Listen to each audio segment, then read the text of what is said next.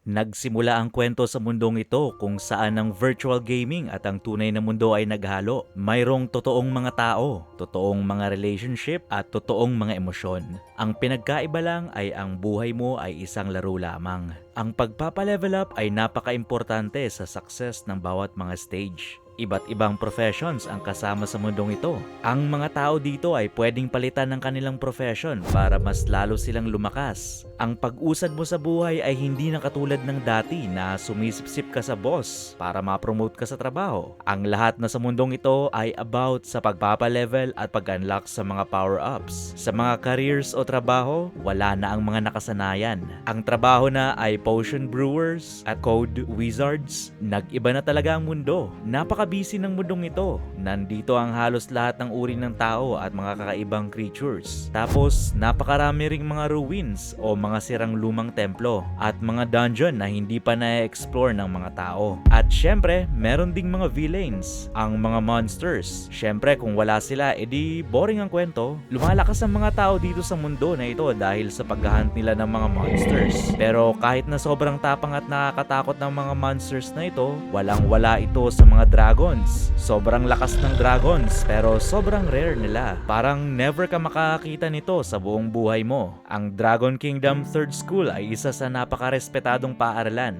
Napakaganda ng mga buildings dito. Hinampas ng isang professor ang chalkboard para patahimikin ng klase. Ito ang mga students na kabilang sa Section 25 kung saan ginaganap ang Profession Awakening Orientation. Ang panot na professor na may salamin ay parang bad trip at seryoso. Ganito siya dahil ang Profession Awakening Ceremony ay hindi lamang makakaapekto sa pagpasa ng mga students sa university exam, pero makakatulong din ito sa success nila sa future. Ang resulta ng Professional Awakening ay random lang, kaya dapat confident sila sa kakayahan nila. Ang buong klase ay excited na, pero may isang estudyante na parang hindi excited. Patuloy na nag-explain ng professor hanggang mayroon silang matinding determinasyon. Bawat isa sa kanila ay kayang makapag-awaken ng combative profession na pinakaninanais ng lahat. Tiningnan ng lalaki ang kanyang Professional Awakening Aptitude Test. Tumingin siya pataas at ngumiti. Dumating na ang araw na pinakihihintay niya. Ang pangalan niya ay Lufan. Siya ay nasamon sa mundo na ito galing sa lugar na tinatawag na Blue World. 3 taon na ang nakalipas. Sa loob ng 3 taon na ito, nagets niya kung paano ang kalakaran ng mundong ito. Ayon sa kanya, maraming klase ng profession sa mundong ito at pwedeng i-categorize sa 3 klase. Una, ang pinakamalakas na klase ay ang combative profession. Sila ang mga warriors, mages, at archers. Ang mga warriors ay parang malalaking mabangis na mga halimaw. Ang mga mages naman ay parang witch na mababasa sa mga children's book, pero cute sila rito. Ang mga archers naman ay mga magagandang maliit na tao na may buwat-buwat na malalaking gintong longbows. Ginagamit ng mga combative professionals ang kapangyarihan nila para i-explore ang mundong ito, para makakuha ng mga equipments at makakuha ng mga malalaking rewards. Itong profession na ito ang pinakagusto ng mga tao. Pangalawa naman na klase ay ang reinforcing professionals, parang support, ganon. Enchanters, alchemists at mga katulad pa nila. Kaya nilang gumawa ng mga special items na may powerful effects. Pero bago sila makagawa ng special items, kailangan nila ng materials. Kaso sobrang mahal ng mga ito. Kung walang suporta galing sa mayayamang pamilya, napaka-imposibleng makagawa ng special items. At ang huling class ay ang subsistence professions. Ito ay ang mga chef, herbalist, miners at iba pa. Itong profession na ito ang karamihan na natatanggap ng mga tao. Mga pangkaraniwang tao na nagtatrabaho ng marangal para mabuhay. Isa sa mga nakakuha ng subsistence profession ay ang tita ni Lufan, si Hanke, na isang chef. Sinusuportahan niya ang pag-aaral ni Lufan sa pamamagitan ng pagbebenta ng steam bun. Siya ay 8 years na mas matanda kaysa kay Lufan.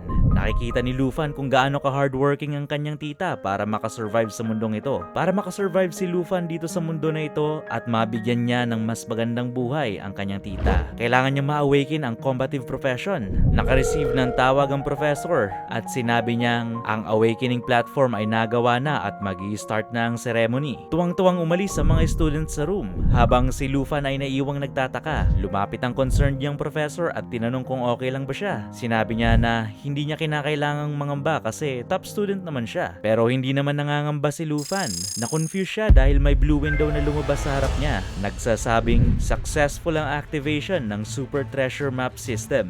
Gulat na gulat si Lufan dahil sa pagtawag ng kanyang teacher at tumakbo siya palabas ng classroom habang nakangiti. Habang bumababa si Lufan sa hagdanan, natutuwa siya kasi mayroon na siyang transmigrator kahit walang system. Pero di niya pa rin alam kung ano ang gamit ng system na ito, kaya mamaya niya nalang iisipin. Oras na para sa ceremony. Sa loob ng room ay mararamdaman ng excitement ng mga students, lalo na first time nila makita ang awakening crystal. Marami sa students ang nangangarap na makapag-awaken ng combative profession, pero tingin nila na hanggang pangarap na lang sila at nananaginip ng gising. Ang mga hidden combative profession ay sobrang rare. Mag-pray na kayo sa mga ninuno nyo na sana maka-awaken kayo ng ganun. Isang matandang lalaki na may mahabang puting balbas na kamukha ni Dumbledore ang nagsabing magsisimula na ang ceremony. Mayroong isang pari sa tabi niya na mag-host ng awakening ceremony. Tumingin si Lufan sa priest o pari na may halong paghanga dahil kakaiba ang aura ng isang combative professional katulad ng paring iyon, at nag-wish na naman siya na sana makakuha din siya ng combative profession. Tiningnan ni Lufan ang information ng pari gamit ang Eye of Appraisal. Nagulat siya dahil sa sobrang yaman ng pari. Mayroon siyang 5 million dragon coins. Kahit na magbenta pa ang tita niya ng steam buns sa buong buhay niya, hindi siya makakaipon ng ganun na kalaking halaga. Ang balbas saradong principal ay pinatahimik ang mga estudyante at ang mga babanggiting pangalan ay dapat pumunta sa stage. Ang una ay si Zhang Tao at pagkatawag sa kanya ay napakarami na agad ang nagbulungan. Isa siya sa top students na galing sa kabilang section at marami ang nag-e-expect na makaka-awaken siya ng combative profession. Lahat ng attributes niya ay napakataas. Kahit na ang awakening ay random lang, kung mataas ang attributes mo, matik, pwede mong ma-awaken ng combative profession.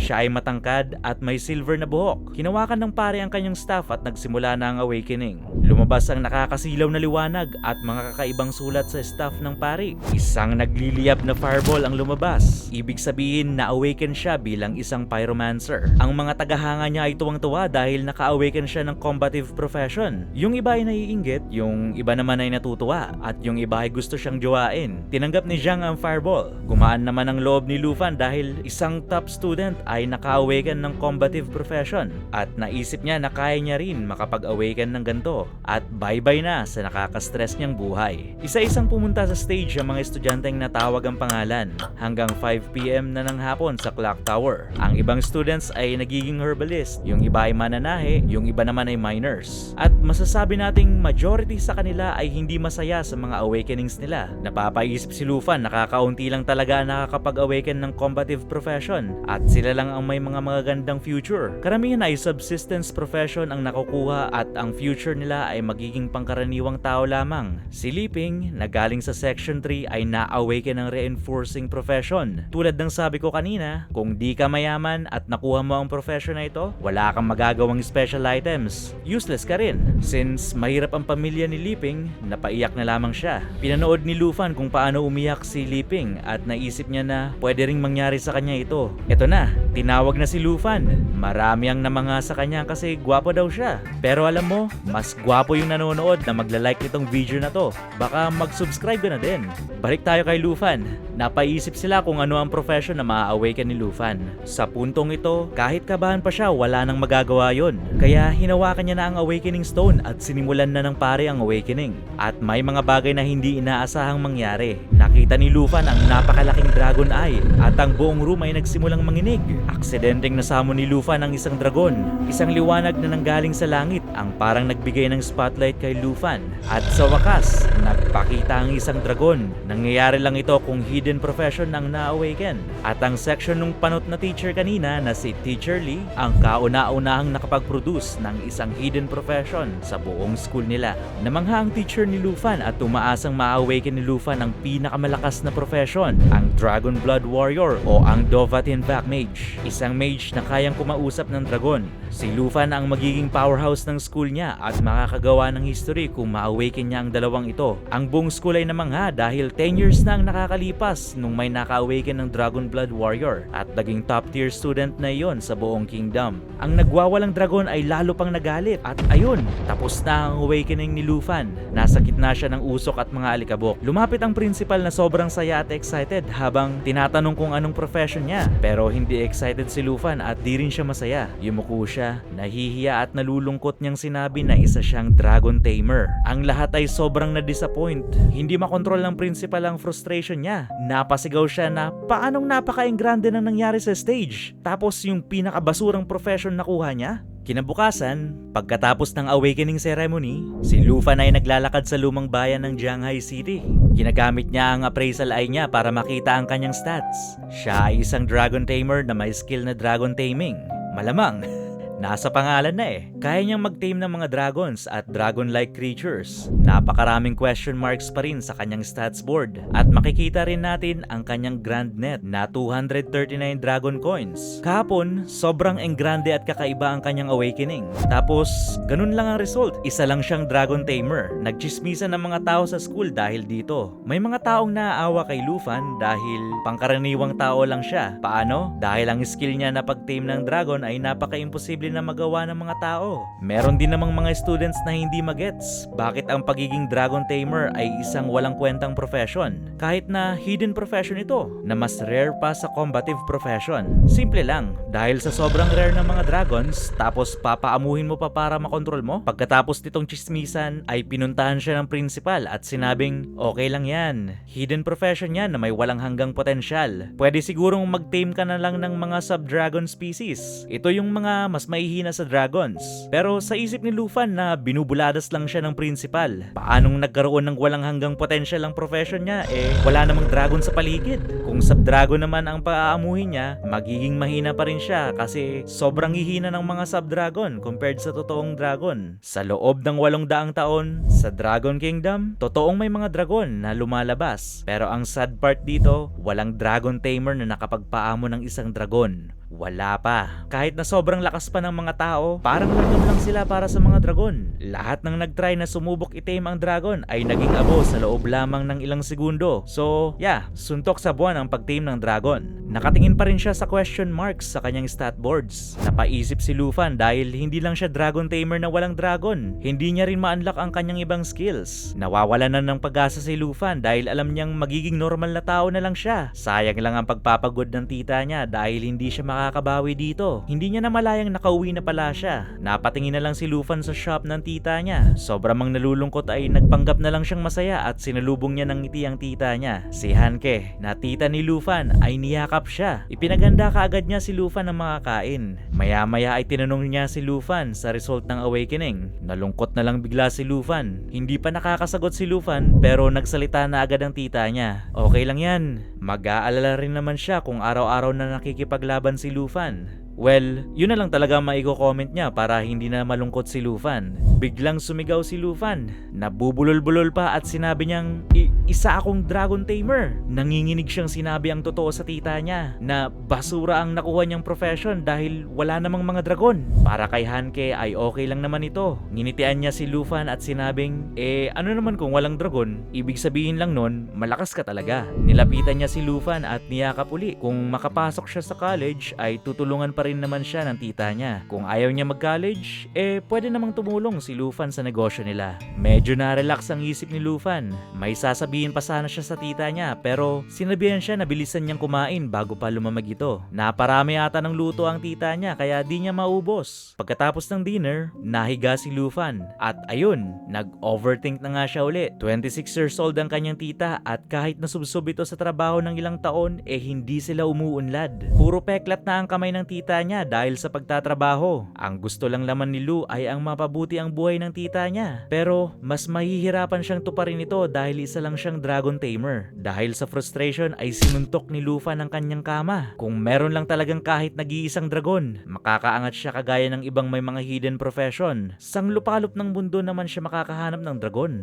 Nakakabadrip sa kanya ang gabing ito nang biglang may game message na lumabas sa harap niya. Kinongratulate siya nito dahil natanggap ni Lufan ang Day 1 treasure map. Si Lufan naman ay walang ideya kung ano ito. Sa madaling salita, makakatanggap Nakakatanggap siya ng treasure map araw-araw. Kailangan niyang makipag-unahan para makuha ang super treasure na nandito at nakakuha siya ng divine treasure sa unang araw niya. Parte ito ng super treasure map system na hindi pa na-explore ni Lou. Sinubukan niya na ang appraisal function pero nalimutan niyang i-check ang function ng core map dahil nagkagulo ng ceremony. Clinic ni Lou ang treasure chest sa blue message na nasa harap niya. Naglalaman ng treasure map ng iba't ibang categories. Merong pang beginner, intermediate, advanced at divine level na maps. Gamit ang system, kinumbine ni Lufan ang tatlong magkakaparehong low-level treasure maps para maging isang high-level treasure map. Makaka-receive siya araw-araw ng random na type ng map na random din ng location. Kapag pinuntahan niya ang location, makakakuha siya ng treasure na naaayon sa kanyang profession.